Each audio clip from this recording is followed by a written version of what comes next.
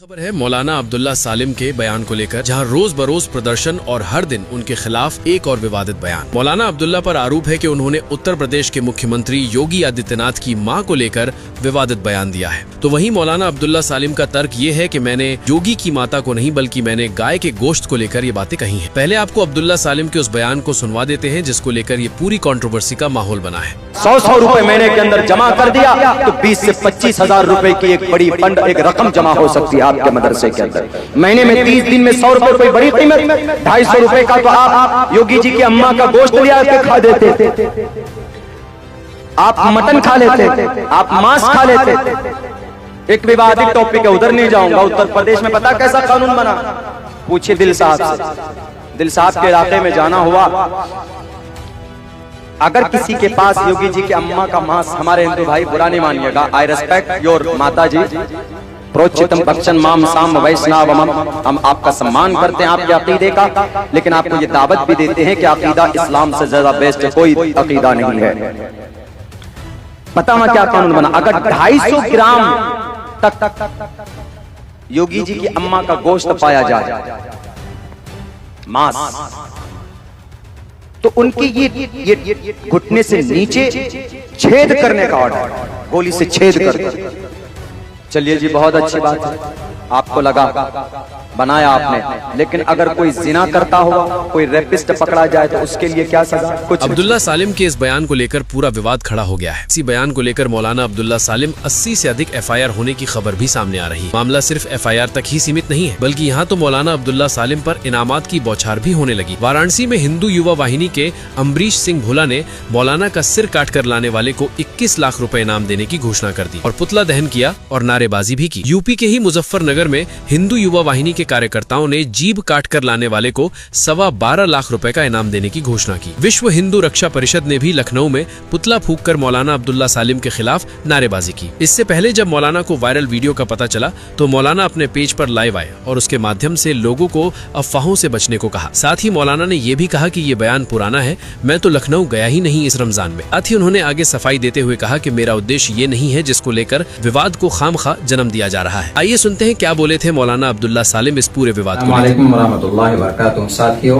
ये video message एक अहम पैगाम को बताने के लिए बनाया जा रहा है। वो ये है कि 3 दिनों से नेशनल मीडिया में मेरी तकरीर गलत तरीके से पेश की जा रही है और उत्तर प्रदेश के CM योगी आदित्यनाथ जी के ताल्लुक से कि मौलाना अब्दुल्ला साहब ने अपनी तकरीर में रमज़ान के महीने में योगी आदित्यनाथ जी की माता के ऊपर गलत टिप्पणी की है। मैं पहली बात तो ये वाज़ेह कर दूँ कि वो वीडियो रमज़ान के महीने का नहीं है, बल्कि 4 मई सन 2024 का है, यानी अब से तकरीबन 2 साल पुराना वीडियो है। और दूसरी बात ये कि उसमें जो बात पेश की गई है उसको आधा पेश किया गया है और आधी बात छुपा कर रखी गई। वो ये नहीं है कि योगी आदित्यनाथ जी की उनकी माँ की मांस के ऊपर कोई टिप्पणी है, बल्कि मैंने ये कहा है चूँकि उत्तर प्रदेश में वहाँ के CM साहब योगी जी के ताल्लुक के ज़रिए से जो गाँव मांस के ऊपर जो कानून बना है वो एक आम जलसे में था। मैं लोगों के बीच में मैंने ये बात रखी कि उत्तर प्रदेश में ये कानून बना है कि अगर कोई गाय माता का मांस अगर रखता है, लेके जाता है, तो उसके ऊपर ये घुटने से नीचे गोली मारने की ये है। तो वहाँ पर ये बात चल रही है, तो हमने चूँकि माता को उर्दू में हमने इस्तेमाल किया है अम्मा, तो चूँकि योगी जी की तरफ से ये कानून बना है तो इसलिए हमने बोल दिया योगी जी की अम्मा का गोश्त, क्योंकि वहाँ पे गाय माता का गोश्त का तज़किरा है, तो योगी जी की रियल अम्मा का गोश्त मुराद लेना गलत है। वो मेरी नीयत भी नहीं है, वो इंटेंशन भी नहीं है।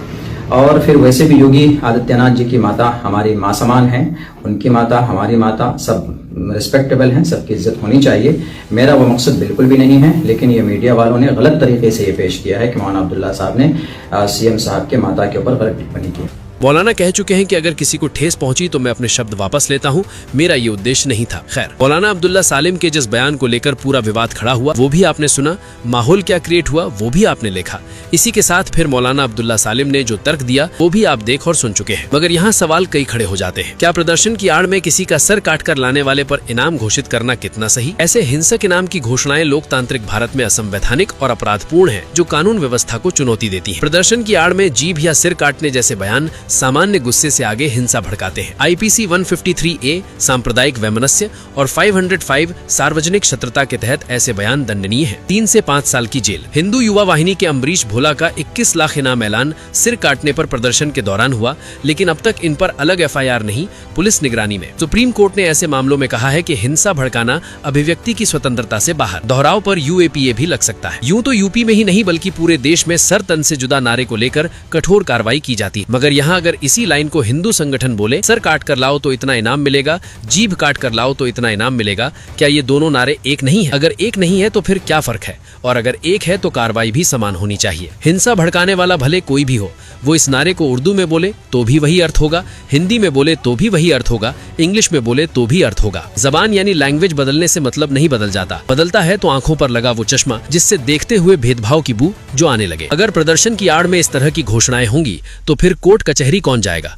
क्या ऐसी घोषणाएं हमारी लोकतांत्रिक व्यवस्था को कमजोर नहीं कर रही हैं? प्रदर्शन की आड़ में आखिर इतनी खुली छूट क्यों? क्या जनता पर इसका गलत असर नहीं पड़ेगा? खैर, कमेंट बॉक्स में अपनी राय देकर इस वीडियो को ज्यादा से ज्यादा शेयर कीजिए। वीडियो को लाइक के साथ साथ चैनल को सब्सक्राइब और पेज को फॉलो करना मत भूलिए। फिलहाल के लिए सिर्फ इतना ही। मिलते हैं फिर से एक और नई वीडियो के साथ। अपना ध्यान रखिए। धन्यवाद।